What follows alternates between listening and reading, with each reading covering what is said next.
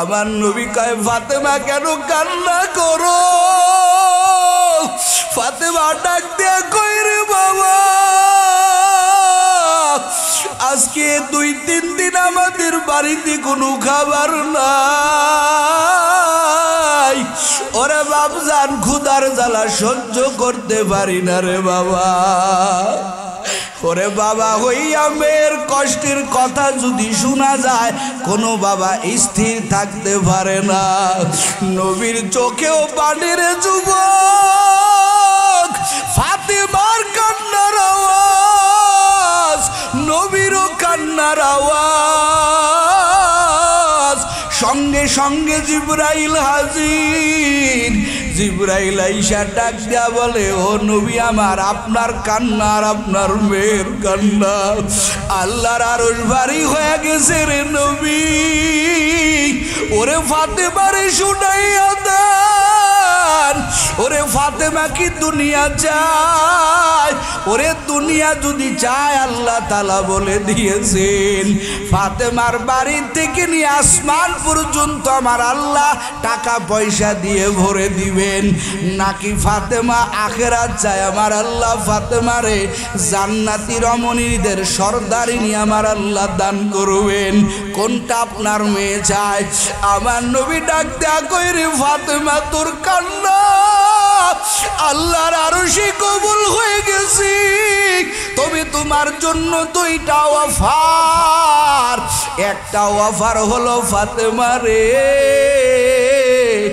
যদি দুনিয়া যাও, ওরে আসমান জমিনের ফাঁকা জায়গা আল্লাহ তাআলা ধন দৌলত দিয়ে ভরে দিবেন। আর যদি দুনিয়া না যাও তো আল্লাহ জান্নাতি রমণীদের সরদারিনী বানায় দিবে। ফাতেমা কান্না করে কই রে বাবা, ওরে দুনিয়া তো 2 দিন, আখিরাতের কষ্ট সহ্য করতে পারবো না রে বাবা। দুনিয়ায় কষ্ট সহ্য করতে পারবো, দুনিয়ার ক্ষুধা সহ্য করতে পারবো, কিন্তু জাহান্নামের আগুন, ওই আখিরাতের কষ্ট সহ্য করতে পারবো না রে বাবা। আল্লাহরে জানায়া দেন, আমি দুনিয়াতে কষ্ট করতে চাই, আমি জানো আখিরাতে কষ্ট না পাই। এ কলিজার যুবকেরা যারা বুঝে তারা সব জায়গায় আমার মাওলারে ভোলে না। ও গরিব ভাইয়েরা, ও ধনী ভাইয়েরা, ও ব্যবসায়িক ভাইয়েরা, ও রাজনীতিক ভাইয়েরা, রাজনীতির জোর দিয়াও তুমি পার পাবা না রে বাবা। রাজনীতির জোর দিবা, বাদশাহীর জোর দিবা, আল্লাহ বলবেন কইরে আমার সুলাইমান আসো। আমার সুলাইমান পুরা পৃথিবী চালাই, আমি আল্লাহকে ভোলে নাই। এরা রুগী ভাইয়েরা, এরা অসুস্থ ভাইয়েরা, অসুস্থ রোজর দিয়াও পার পাবা না রে যুবক। ওই ময়দানে আমার আল্লাহ বলবেন, ও অসুস্থ বান্দারা, অসুস্থর দোহাই দিতেছো, তোমাদের চাইতেও তো বড় অসুস্থ। আমার আইয়ুব আলাইহিস সালাম পুরা শরীর আমার আল্লাহ পোকা লাগায়া দিয়া খাওয়ায়া দেয়, তারপর আইয়ুব আমার আল্লাহকে ভুলে না। এরা কলিজার যুবক আর কয়দিন বাহাদুরি করবি? এই দুনিয়া কিছু না রে বাবা। হাসরের ময়দানে কোনো ওজর দিয়া পার পাওয়া যাবে না। তুমি আমি ওজর দিব, আমার আল্লাহ ওজরের জবাব দিয়া দিবেন। লাস্টে যখন ওজর থাকবে না, আল্লাহ বলবে এই বেঈমান রে ধর, খুদুহু ফাগুল্লু। ওরে সিটারি বাটপারি দুনিয়াতে করছো, তুমি নে করছো, আখিরাতের ময়দানে আর সিটারি বাটপারি চলবে না। আল্লাহ বলবেন রে জাহান্নামের শিকল লাগা। ওয়াসিকাল্লাযীনা কাফারু ইলা জাহান্নামা যুমারা। এরে মহেশকালীর যুবক, ওই দিনকে কি করবার বাবা? এই জন্য বাপজানেরা, ও কলিজার আমার যুবক, এরে পর্দার আড়ালের আম্মা জানেরা, আর বাহাদুরি করিও না, আর বেবাদ ও কলিজার যুবক, প্রতিদিন লাশের খবর, কোন দিন জানি তুমি আমি কবরে চলে যাই রে বাবা। এই মাহফিল তোমার আমার জীবনের শেষ মাহফিল হতে পারে রে বাবা। এখান থেকে তওবার নিয়ত করো, সকাল বেলায় তোমার আমার ঘরে মৃত্যুর খাট চলে আসতে পারে রে বাবা। এই জন্য বাপজানেরা আর গুনাহ করিও না ও যুবক। মোবাইলের গুনাহ, বান্ধবীর গুনাহ, বেপরদাগিরির গুনাহ সারিয়া দিয়া তওবা করো। আমার মাওলা প্রতিদিন তোমার আমার ডাকে বান্দা, আমার মতো গুনাহ ক্ষমা করনেওয়ালা কেউ নাই। আমার কাছে তওবা করো, আমি আল্লাহ তোমার গুনাহগুলো মাফ করব। এই ময়দানে তওবার নিয়ত করো যারা যেই গুনার মধ্যে নিমজ্জিত আছো রে বাবা। আজকের থেকে গুনাহ করবা না, বিড়ি খাবা না, আর আমার নবীর সুন্নতি দাড়িতে আর কুল লাগাইবা না, নামাজ আর কাজা দিবা না, মুরব্বীদের সঙ্গে বেয়াদবি করবা না। কারা কারা পারবা দুটো হাত তওবার নিয়তে আল্লাহরে দেখায়া দাও। ও দয়ার মালিক, তওবার নিয়তে হাত উঠাইছি রে আল্লাহ, আমি বড় গুনাহগার। এই ময়দানে আমার মতো গুনাহগার কেউ নাই। রেজওয়ান রফিক ভাই বড় মানুষ আসছে, ও আল্লাহ আপনি তওবা কবুল করেন। আয় আল্লাহ, যুবকদেরকে নিয়ে হাত উঠাইলাম রে আল্লাহ, এই সংগঠনটা কবুল করেন, এই এলাকাবাসীকে কবুল করেন। তওবা করার মতো হিম্মত আর তৌফিক আল্লাহ আপনি আমাদেরকে দান করেন, বলেন আমিন।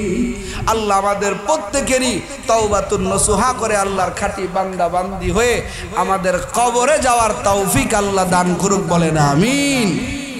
ভাইয়ার আমার, ভাইজান আসছেন অনেক দূর থেকে, ভাইও আসছে আপনাদের সামনে বয়ান করবেন। মহাব্বতের পরিচয় দিয়া, ভালোবাসার পরিচয় দিয়া বয়ান শুনবেন। ভাইজানের জন্য দোয়া করবেন, আমার জন্য দোয়া করবেন। ছোট মানুষ যাতে ইখলাসের নিয়তে, রুহানিয়ত ভাবে আপনাদের সামনে জায়গায় জায়গায় বিভিন্ন জায়গায় যাই, নিরাপদে যাইতে পারি, ইখলাসের নিয়তে কথা বলতে পারি, আর তৌফিক আল্লাহ দান করুক, বলেন আমিন। কারণ একা যদি কেউ থাকো তোমারে আক্রমণ করা সহজ, কিন্তু পাঁচো ভাই যদি একসাথে একভাবে থাকে এদেরকে ক্ষতি করা, আক্রমণ করা কঠিন। কথা বল না? তো সারা বিশ্বের মুসলিম জাতি যদি এক থাকে, এক প্ল্যাটফর্মে আসে, তো মুসলমানদের বিজয় হবে নিশ্চিত। কথা বলেন ঠিক কিনা? কারণ মুসলমান শুধু নিজের মেধা, নিজের শক্তি দিয়ে চলে না। আপনারা জবাব দেবেন উচ্চ কণ্ঠে, বলেন তো মুসলমানের সাথে গায়েবী একজনের মদত থাকে, তিনি কি? আরো আস্তে কন, আরো আস্তে কন। শুধু অপেক্ষায় মাতা নাসরুল্লাহ, শুধু কি মাতা নাসরুল্লাহ, কখন আল্লাহ সাহায্য আসবে, কখন আল্লাহ সাহায্য আসবে। আগেই তো বলেছি ইখলাস ঠিক রাখেন, আমাদের বেশি দরকার নাই, ইখলাস নিয়ে আগান, আল্লাহ আমগোই বিজয় দান করবেন, বলেন না সুবহানাল্লাহ। আমাদেরই পরিশেষে বিজয়। একজন পীর সাহেবের কাছে বলতেছে এক মুরিদ যে হুজুর, আমগো দেশের উপরে মুসলমানদের উপরে তো আক্রমণ করবে বেঈমানরা, এদের অত্যাধুনিক অস্ত্র আছে, এদের অত্যাধুনিক সমস্ত সামগ্রী আছে, উপর থেকে গেরিলা আক্রমণ হবে। এখন তো অত্যাধুনিক জিনিস বাইর হয়েছে, আপনারা সোশ্যাল মিডিয়ায় অনেকে থাকেন না, আমগো একটু থাকা লাগে দেখি। এখন যুদ্ধ করতে গেলে মানুষ যাওয়া লাগে না, 3000 মিটার দূরে একটা ড্রোন পাঠিয়ে দিবে। কি পাঠাবে? ড্রোন। ড্রোন, ছোট ছোট ড্রোন দিয়ে আমরা ভিডিও করি, আর এই ড্রোন ছোট না, একটা প্লেনের মতো, একটু ছোট, ওর ভিতরে কোনো মানুষ নাই। আমি এখান থেকে কন্ট্রোল করব, আপনাদের এখান থেকে আমগো বাড়ি মনে করেন 600 কিলো, লাগে 8 ঘন্টা, প্রাইভেটে লাগে 8-9 ঘন্টা। তো এখানে আমি বসে থাকবো, এই ড্রোনটা চলে যাবে 500 কিলোমিটার না, ইরানের মধ্যে যেই ড্রোন বিমান তৈরি হয়েছে আলহামদুলিল্লাহ একটা মুসলিম জাতি দেখায় দিয়েছে। আমেরিকার সাথে বর্তমান যে কঠিন এক বিরোধ চলতেছে, ইরানের বিনিয়ামিন সাহেব কি নেতানিয়াহু, ইরানের যে প্রেসিডেন্ট, তারা জানে মুসলমানদের উপরে আক্রমণ আসবে, এমন এমন ড্রোন বিমা বানায় রাখছে, বোমা বানায় রাখছে। এখান থেকে এই ড্রোন বোমাটা ড্রোন এই প্লেনটা যার ভিতরে বহন করে বোমা, এটা 3000 কিলোমিটার চলে যাবে। একটু জোরে কান আল্লাহু আকবার। 3000 কিলোমিটার দূরে যাইয়া ওখানে আক্রমণ করবে টার্গেট করে করে। সোশ্যাল মিডিয়া সব দেখা যায়।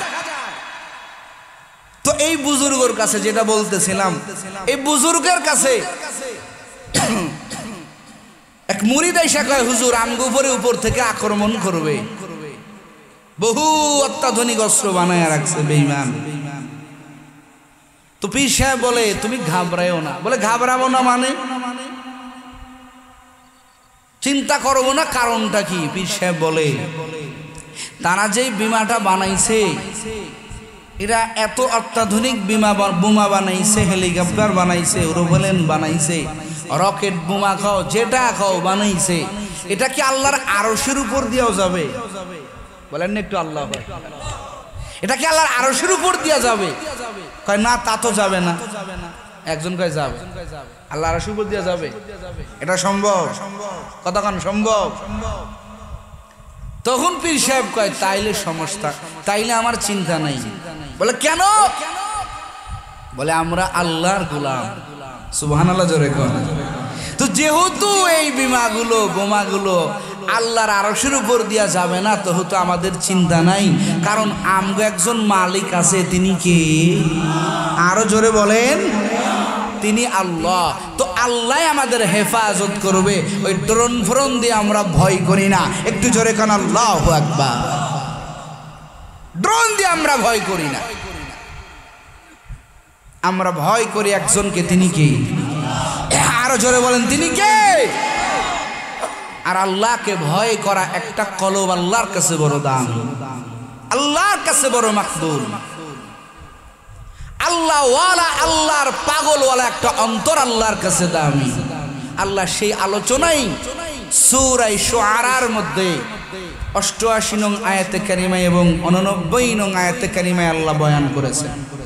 আজকে আমরা যেগুলোর বাহাদুরি দেখাই, ক্ষমতা, টাকা পয়সা, সন্তান সন্ততির বাহাদুরি দেখাই, আল্লাহ এই বয়ানে সব পরিষ্কার করে দিয়েছে। আল্লাহ কি কয়? يوم لا ينفع مال ولا بنون إلا من أتى الله بقلب سليم। আল্লাহ পাক বলেন, হে দুনিয়ার মানুষেরা, আরে শুনে নাও,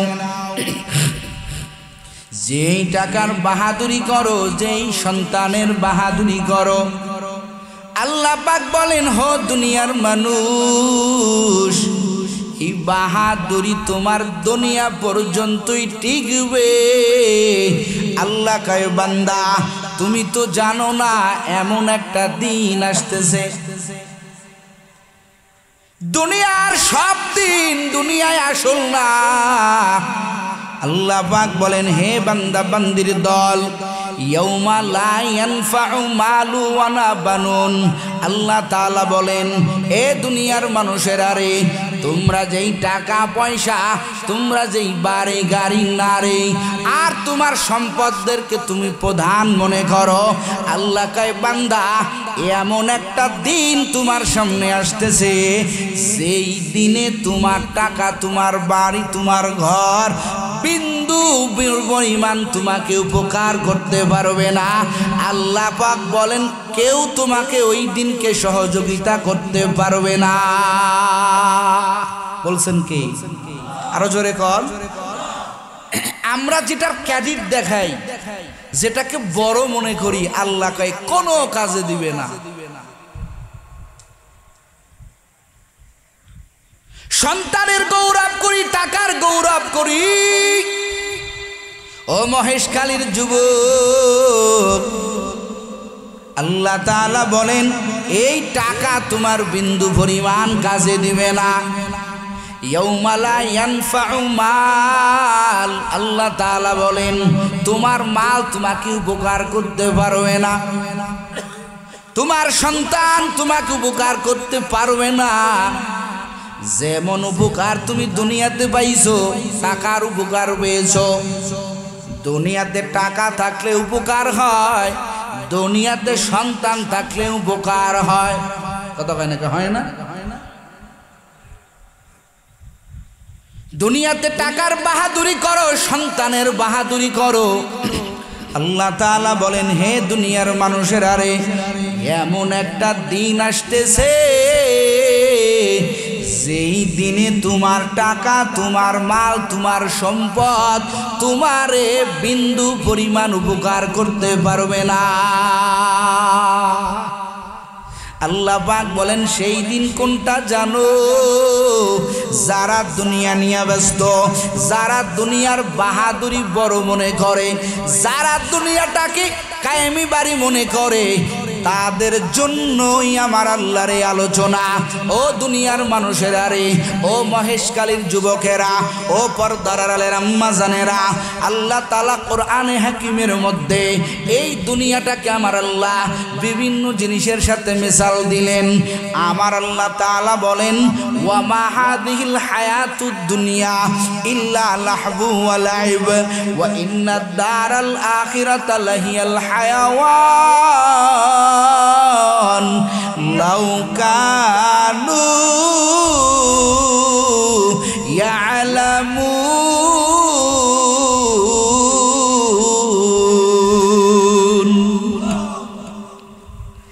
আল্লাহ কয় যেই দুনিয়া তোমরা দেখতেছো, এই দুনিয়াটা একটা তোমার খেলাধুলার জায়গা। এই দুনিয়াটা লাইভ মানে খেলাধুলার জায়গা। আল্লাহকে এটা অনর্থক জায়গা, এটাকে কাজের জায়গা মনে করিও না, এটাকে তোমরা কায়েমি বাড়ি মনে করিও না। আল্লাহ তাআলা বলেন একটু অল্প সময়ের জন্য আমি আল্লাহ তোমাকে দুনিয়া নামক জায়গায় আমি আল্লাহ তোমারে পাঠাইলাম। ওয়াল আখিরাতু খায়রু ওয়া আবকা। আল্লাহ তাআলা বলেন এই দুনিয়াটাকে কায়েমি বাড়ি বানাইও না। ও আমার গোলাম, ও আমার আদরের বান্দা বান্দির দল, একমাত্র তোমার কায়েমি বাড়ি হইল আখিরাতের বাড়ি। একটু জোরে কন্যা সুবহানাল্লাহ। ইকো ঘুমায় দেন, ইকো ইকো ঘুমায় দেন, ইকো। আল্লাহ পাক বলেন তোমার আসল বাড়ি হলো আখিরাতের বাড়ি। অথচ আমরা এই দুনিয়া নিয়ে ব্যস্ত, দুনিয়ার বাড়ি গাড়ি নিয়ে ব্যস্ত, দুনিয়ার সম্পদ নিয়ে ব্যস্ত। আল্লাহ তাআলা বলেন এই দুনিয়া নিয়ে ব্যস্ত থাকিও না। দুনিয়াটা একটা অনর্থক জায়গা, দুনিয়াটা একটা খেলাধুলার জায়গা। আল্লাহ তাআলা বলেন ও বান্দা এই দুনিয়াটা নিয়ে তুমি আসল মনে করিও না। তাহলে এখন আসল কে? আল্লাহ তাআলা বলেন ও আমার আদরের বান্দা বান্দির দল, ওয়াল আখিরাতু খায়রু ওয়া আবকা। আল্লাহ তাআলা বলেন এ দুনিয়ার মানুষ, আখিরাত হলো তোমার আসল জায়গা।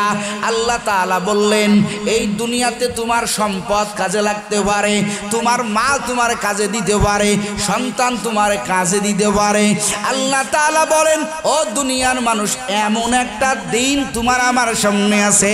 আল্লাহ তাআলা বলেন যেই সময় তোমার মাল তোমার উপকার করবে না, তোমার সম্পদ তোমার উপকার করবে না, তোমার বাচ্চা কাচ্চা তোমার উপকার করবে না। আল্লাহ তাআলা বলেন তাহলে আমরা প্রশ্ন করতে পারি তাহলে উপকার করবে কি? বলে হাসরের ময়দান বড় ভয়ঙ্কর। এই হাসরের ময়দানে আল্লাহ তাআলা বলেন বলে ইল্লা মান আতাল্লাহা বিকলবিন সালিম। আল্লাহু আকবার জোরে বলেন। হাসরের ময়দান আল্লাহ তাআলা বলেন যেই জায়গা, অফুরন্ত জায়গা, দুনিয়া হলো মুসাফির খানা। দুনিয়া কি খানা বলেন? দুনিয়া মুসাফির খানা। আর হাসর হলো আমাদের চিরস্থায়ী একটা জায়গা। জান্নাতের কারো ফায়সালা হবে, কারো জাহান্নামের ফায়সালা হবে। এই ফায়সালার আগে আল্লাহ কয়, বান্দা দুনিয়াতে যেই তুমি বাহাদুরি করো, এই বাহাদুরি তোমার দুনিয়া পর্যন্ত সীমাবদ্ধ। আখিরাতে এমন একটা জায়গা আছে যেখানে তোমার মাল, তোমার সম্পদ বিন্দু পরিমাণ তোমার উপকার করবে না। তোমার ছেলে, তোমার মেয়ে, তোমার আত্মীয়, তোমার ক্ষমতা, তোমার দল বিন্দু পরিমাণ তোমার উপকার করবে না। তো প্রশ্ন, তো উপকার করবে কি? বলে হ্যাঁ, ওখানে উপকার করবে। আল্লাহ তাআলা বলেন, ইল্লা মান আতাল্লাহা বিকলবিন সালিম। আল্লাহ তাআলা বলেন, এ দুনিয়ার মানুষ, ওই দিনে তোমাদের উপকার করবে কলবে সালিম, বলে বিশুদ্ধ একটা কলব ওই দিন তোমার উপকার করবে। বলেন না একটু আল্লাহু আকবার। বিশুদ্ধ কলব কার হবে? কলব তো সবার আছে, কিন্তু কজনের বিশুদ্ধ কলব আছে? ডোনাল্ড ট্রাম্প, তারও একটা কলব আছে না নাই? কথা হয় না, আছে না নাই?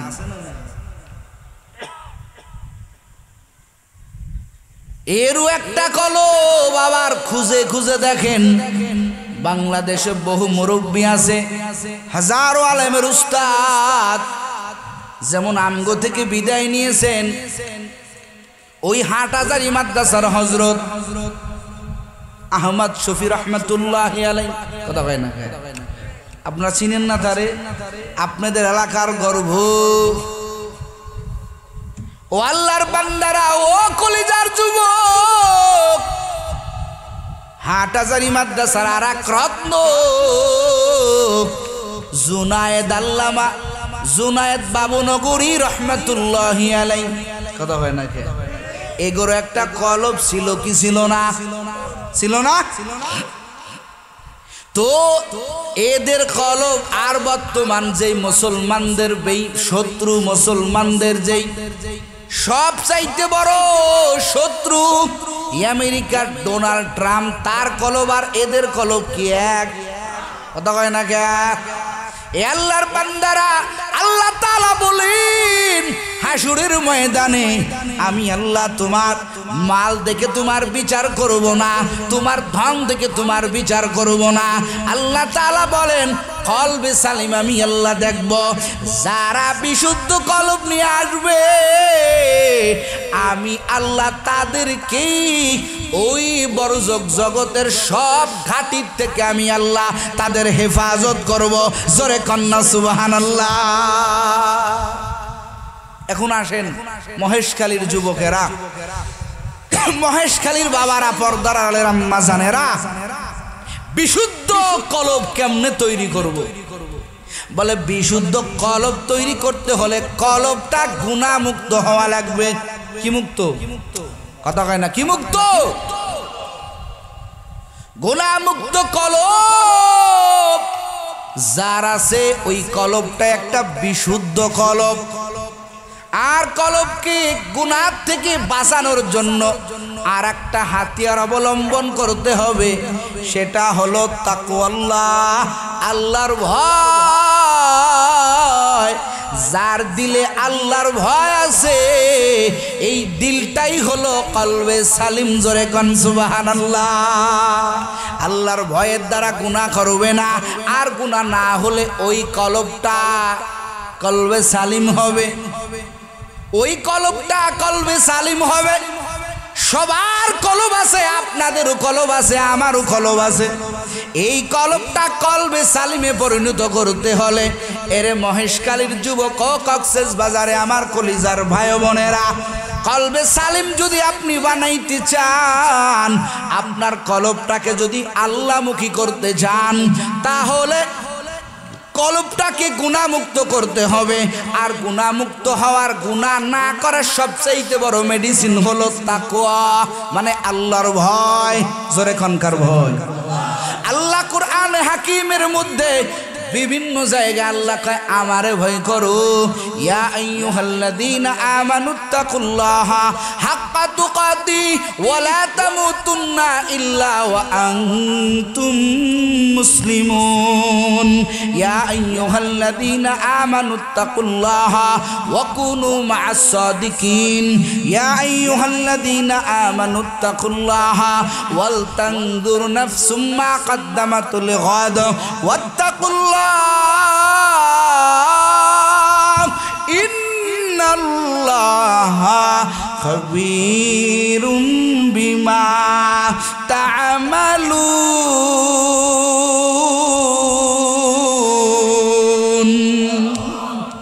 সব জায়গা আল্লাহ কয় আমারে ভয় করো। আর আল্লাহর ভয় আনতে হলে আপনাকে আল্লাহর ইবাদত করা লাগবে, একটা বিধানও ছাড়া যাবে না। কথা কয় না কেন? এখানে যদি হিসাব নেই যে আজকের দিনে কারা কারা ফজর থেকে নিয়ে এশা পর্যন্ত 5 ওয়াক্ত নামাজ জামাতের সহিত নয় বাদি দিলাম, 5 ওয়াক্ত নামাজ আদায় করেছেন কজন? কয়জন পাওয়া যাবে হুজুর? আসেনি সবাই? কথা কয় না। আছে সবাই? নাই নাই, সবাই নাই।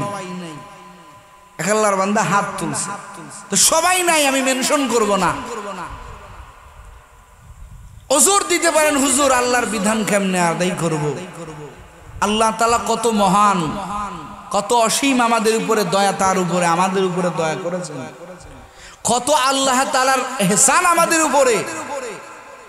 আল্লাহ তাআলা আমাদের কত মুহাব্বত নিয়া আল্লাহর বিধানগুলো দিয়েছেন, চুল পরিমাণ কষ্ট দেয় নাই। ইসলাম ধর্ম এমন ধর্ম, ইন্নাদ-দীনা ইনদাল্লাহিল ইসলাম। আল্লাহর কাছে মনোনীত নির্বাচিত ধর্মের নাম কি? কথা কয় না, কি নাম? ইসলাম ধর্ম। এমন একটা বিধান ও মহেশকালীর যুবক, এমন একটা বিধান আমার আল্লাহ আপনাদের দিয়েছেন, মুসলমানদেরকে দিয়েছেন, যেই ধর্ম মানার ক্ষেত্রে ধনীর কোনো ক্ষতি হবে না, অসুবিধা হবে না, গরিবের কোনো সমস্যা হবে না। কথা কয় না? বাদশার সমস্যা হবে না, ফকিরের সমস্যা হবে না, সুস্থ ব্যক্তির সমস্যা হবে না, অসুস্থ ব্যক্তির সমস্যা হবে না। সবার জন্য দিনিয়াল ইসলাম, আল্লাহর দিন মানা বড় সহজ। জোরে কন্যা সুবহানাল্লাহ। সবার জন্য মানা সহজ। একমাত্র ধর্মের নাম কি? সব শ্রেণীর মানুষের জন্য, সমস্ত কর্মরত মানুষের জন্য একটা ধর্মই মানা বড় সহজ। ধর্মটার নাম কি? জোরে বলেন। শুকরিয়া করেন বিনা দরখাস্তে, বিনা চাওয়ায় রব্বে কারীম আমাকে আপনাকে সেই ধর্মের মুকাল্লাফ বানিয়ে দিয়েছেন, সেই ধর্মের একজন খোদাবৃত একটা মুসলমানের ঘরে আমাদেরকে জন্ম দিয়েছেন। বিনা দরখাস্তে আপনারা সবাই, আমরা সবাই আল্লাহর দরবারে শুকরিয়া তান বলি আলহামদুলিল্লাহ। সবার জন্য মানা, কোনো কষ্ট হবে না, কারো জন্য আল্লাহ চাপায়ও দেয় নেই। একটা ধনীর জন্য মানা বড় সহজ। কারণ কি? এই কথাটা বললাম, হাসরের ময়দানে একদল লোক বলবেন আল্লাহ আপনার দিন মানবো, আপনার শরিয়াত মানবো, আল্লাহ চেষ্টা করেছি পারি নাই। ওজর দিবে, তো এই সব ওজরের গোড়া আল্লাহ মেরে দিবেন। কি ওজর দিবে? ধনীর দল বলবে ও দয়ার আল্লাহ, এত টাকা পয়সা আল্লাহ আপনি আমারে দান করেছিলেন, এত সম্পদের মালিক আপনি বানায় দিয়েছিলেন, ও দয়ার আল্লাহ আপনার ইসলাম মানার সুযোগ পাই নাই। কি কয়? সুযোগ পাই নাই। আমার আল্লাহ তাআলা হাসরের ময়দানে আমার আল্লাহ ডাক দিবেন, কই রে আমার খলিল। খলিলের নাম কি? কথা কয় না কেন? ইব্রাহিম আলাইহিস সালামকে আল্লাহ ডাক দিবেন। কেন ডাক দিবেন? এদের জবাব দেওয়ার জন্য, যারা ওজোর পেশ করেছে। আল্লাহ টাকা পয়সা ছিল, ধন দৌলত ছিল, ও আল্লাহ আপনার ইবাদত কেমনে করব? ও দয়ার মালিক আপনার ইবাদত কেমনে মানব? আয় আল্লাহ ব্যস্ততার কারণে পারি নাই। আল্লাহ ডাক দেয়া বলবেন, কইরে আমার ইব্রাহিম আসো, আয় আয়, আজকে তোকে আমি এদের সামনে দণ্ডায়মান করব। একটু জোরে বলেন আল্লাহু আকবার। এখন আসেন, ইব্রাহিম আলাইহিস সালাম কেমন মালের মালিক? কিতাবের মধ্যে পড়েছি, আজকেও পড়েছি, ইব্রাহিম আলাইহিস সালামকে আল্লাহ তাআলা এত আরবি বকরি, কোন বকরি? আরবি বকরি। আমার আল্লাহ তাআলা এই বকরির মালিক বানিয়ে দিয়েছিলেন। একটা সংখ্যার মধ্যে পাওয়া যায় ইব্রাহিম আলাইহিস সালামের আন্ডারে 400 কুকুর ছিল। কয়শত? কথা কয় না, কয়শত? 400 কুকুর। এই কুকুরগুলোর দায়িত্ব ছিল বকরির দল পাহারা দেওয়া। কুকুরের সংখ্যা কত? কথা কন কত? 400। এক একটা কুকুর হাজার হাজার ছাগল পাহারা দিত। বলেন তো তাহলে 400 কুকুর কত পাহারা দেয়? সুবহানাল্লাহ। এই কুকুরের দল ইব্রাহিম আলাইহিস সালামকে, ইব্রাহিম আলাইহিস সালামের বকরি পাহারা দেয়। কত বকরির মালিক ও মহেশখালীর যুবক! শুধু তাই না, ও আল্লাহর বান্দারা, ইব্রাহিম আলাইহিস সালাম সন্তান ইসমাইল আর স্ত্রী হাজেরাকে ওই মক্কা নগরীতে, মরুভূমি এলাকা, কোনো গাছ নাই, বসতি নাই, কিছু নাই, ওখানে বসবাস করতে দিলেন। ইসমাইল আলাইহিস সালামের পায়ের আঘাতে লম্বা ইতিহাস, ওখানে জমজমের কূপের আবির্ভাব হয়ে গেল। একটু জোরে কোন আল্লাহু আকবার। মক্কা নগরীতে পানিরে কি মনে করেন? অনেকটা ব্যাপার। পানির কদর এরা বুঝে, পানির মোহাব্বত এরা বুঝে। তবে আমি আল্লাহর কাছে মাঝে মাঝে চিন্তা করি যে এদের পানির অভাব, কিন্তু এমন এক পানির ফ্যাক্টরি দিছে, এক জায়গায় আল্লাহ এমন এক পানির ফ্যাক্টরি দিয়েছে, যেই পানিতেই পুরা পৃথিবীর বাসী সব পানি পায়া যে মর্তবার যে মজা না পাইছে, আল্লাহ তাআলা ওই আরব কান্ট্রিতে মক্কা নগরীতে বাইতুল্লাহর পাশে আমার আল্লাহ যেই জমজম কূপ দিয়ে দিছে, সব পানি একেবারে ওই পানির কাছে নিমিশেই শেষ। আল্লাহ সব মোহাব্বত আর মজা আর সমস্ত রোগের প্রতিষেধক আমার আল্লাহ জমজমের মধ্যে দান করছে। বলেন না সুবহানাল্লাহ। তো আমরা পানি ব্যয় করলাম কি? আর অমুকো পানি নাই, কিন্তু এমন এক পানি আল্লাহ দিছে যে সব পানির উস্তাদ। জোরে কর না সুবহানাল্লাহ। আল্লাহর বান্দারা শুধু তাই না, মক্কায় ঢুকেন, মদিনায় ঢুকেন, জমজমের পানি ইচ্ছা করলেই মিলিয়ন মিলিয়ন পানি। ও আল্লাহর বান্দারা, আমার নবীকে প্রশ্ন করা হলো, ও নবী আমার, এই জমজম কূপের পানি, এত পানি আমরা খাই, আজ crore crore million trillion litre পানি প্রতিদিন উত্তোলন করা হইতেছে, কিন্তু কোনোদিন জমজমের কূপ বলে না আর পানি দিতে পারবো না, অথবা পানি শুকিয়ে গেছে। আল্লাহর রাসূলকে সাহাবায়ে কেরাম প্রশ্ন করেছিলেন, ও পয়গম্বর, এই জমজমের পানি, এত পানি তারপরেও কমে না, এই পানির কি রহস্য? আমার নবী কয়, ও সাহাবায়ে কিরাম, ও আমার সাহাবায়ে কেরাম, এই জমজম কূপের তলদেশের সংযোগ হলো হাউজে কাউসারের সাথে। এত পানি আল্লাহ এদের এমন মজার পানি দিয়েছে। উমরায় গিয়েছিলাম তো, কষ্ট করে